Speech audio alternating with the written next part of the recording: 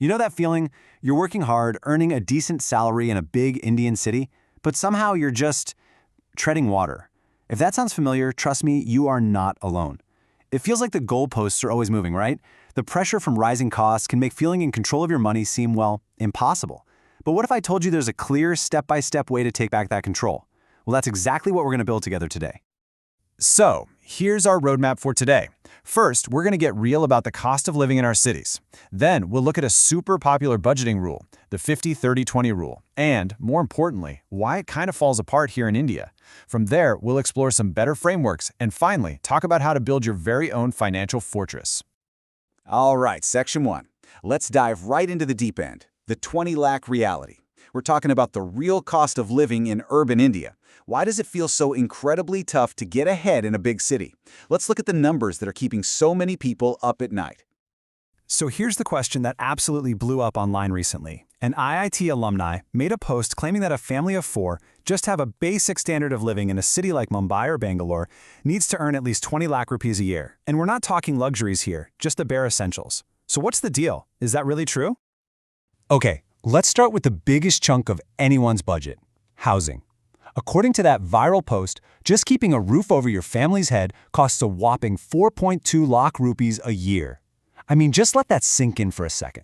That's 35,000 rupees a month, gone. Poof!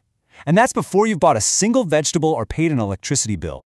And if that wasn't enough, here's the next big one, an expense that honestly cripples so many families: education. For just one kid, that same breakdown estimated school fees at around 4 lakh rupees a year.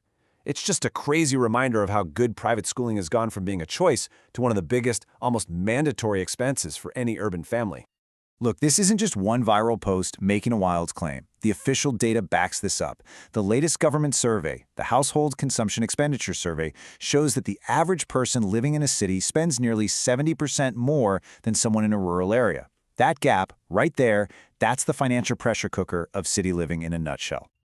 Okay, so we've established the problem, right? Costs are high and the pressure is real.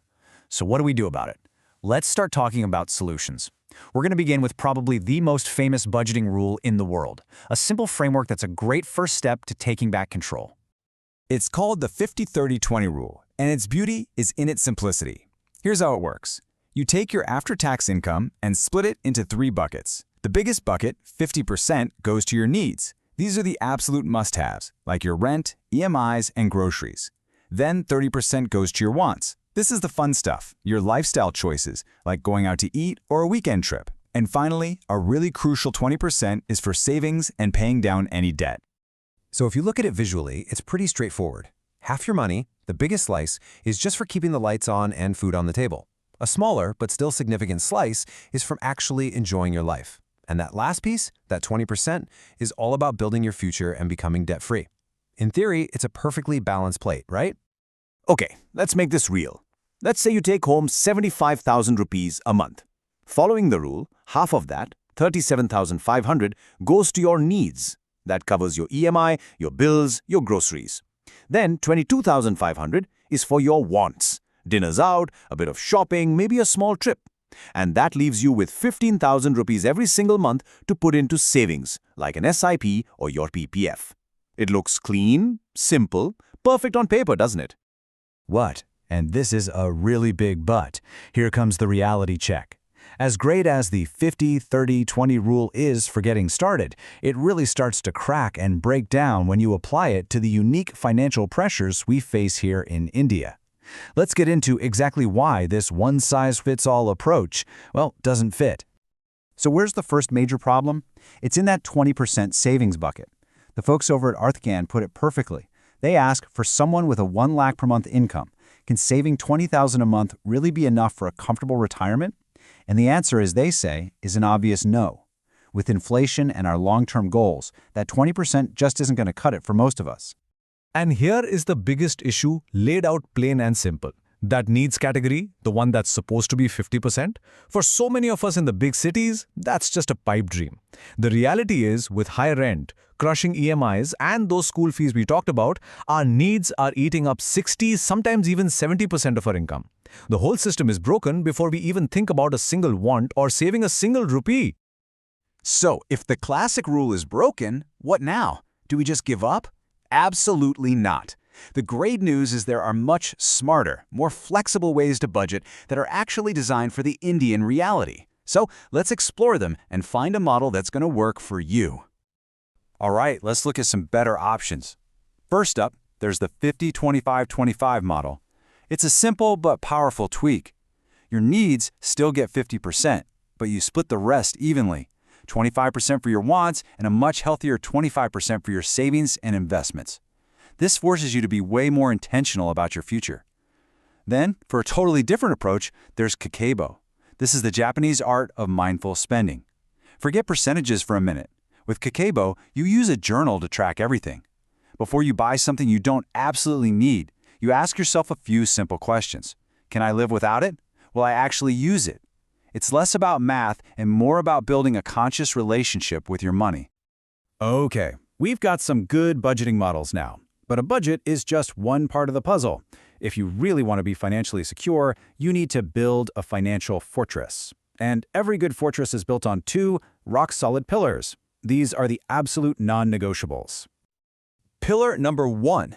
This is non-negotiable. You have to have an emergency fund. And let's be super clear. This is not an investment. This is your financial life jacket. It's the cash that saves you when life throws a curveball, a sudden medical bill, an unexpected job loss.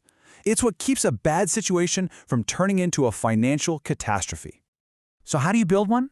It's actually a pretty simple 4-step plan. First, figure out your target. Calculate what it would cost you to live for about 9 to 12 months, covering only your absolute essentials. Step 2, set that number as your goal. Step 3, and this is key, open a separate savings account for it. Don't mix it with your everyday money. And step 4, the most important one, automate it. Set up a recurring transfer every month, even if it's small, and just let it build up on its own. All right, now for the second pillar of that fortress, smart tax saving. Here in India, the government actually gives us tools to legally lower our tax bill, all while helping us save for the future. And if you're not taking advantage of these, you're pretty much just giving away your hard-earned money. And under the famous Section 80C, you've got a whole menu of options. You've got things like the Public Provident Fund, or PPF, which is super safe and gives you tax-free returns. If you're okay with a bit more risk for potentially higher growth, there's the Equity Linked Savings Scheme, or ELSS. There's the National Pension Scheme, even the principal part of your home loan EMI counts. The trick is to not just pick one randomly, but to choose the ones that actually match your own financial goals. You know, at the end of the day, all these rules and tools boil down to one simple idea, captured perfectly by Benjamin Franklin. An investment in knowledge pays the best interest. Seriously, the time you spend learning this stuff, creating a plan that works for you, that investment will pay you back far more than any hot stock tip ever will. So let's wrap this up with a final thought. Your financial freedom isn't going to come from winning the lottery or some magic trick. It's built, brick by brick, by the small, consistent systems you put into place. It's built by system, not by chance. So my question to you is this: what is the one small thing you're going to automate today? Maybe it's starting that first sip. Maybe it's setting up that tiny transfer to your emergency fund. Whatever it is, the power to change your future starts with that one small step right now.